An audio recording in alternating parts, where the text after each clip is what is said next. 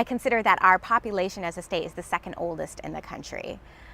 And that underscores the importance of our collective efforts now on maximizing the potential success of the next generation. It's our commitment, it's a shared commitment, it's our obligation really, in a social contract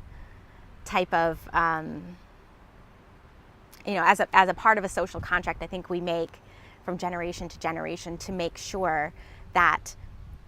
the demographic that is the most vulnerable right now, 0 to 8 years old, have the resources they need to be successful and to keep our state moving in the direction that I think we all appreciate.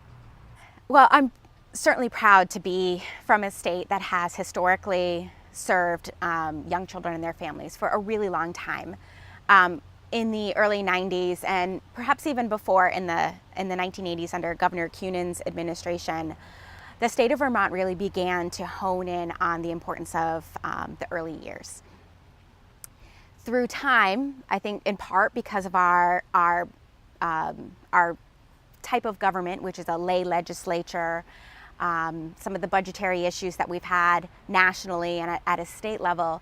I don't think we've kept pace with the growing needs of children and families over time. I am troubled that in the last few years, our families are not performing as well on some of these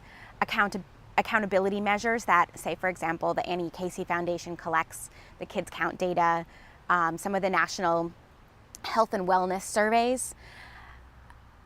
But I don't think that we've fallen so far as to render ourselves failures.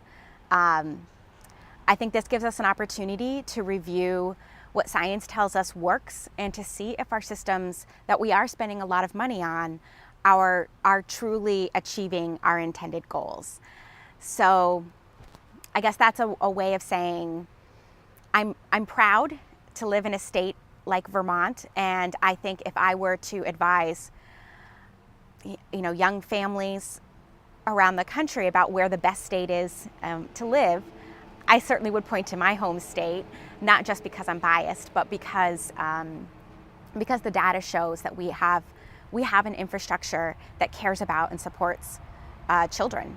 And that's our future as a state.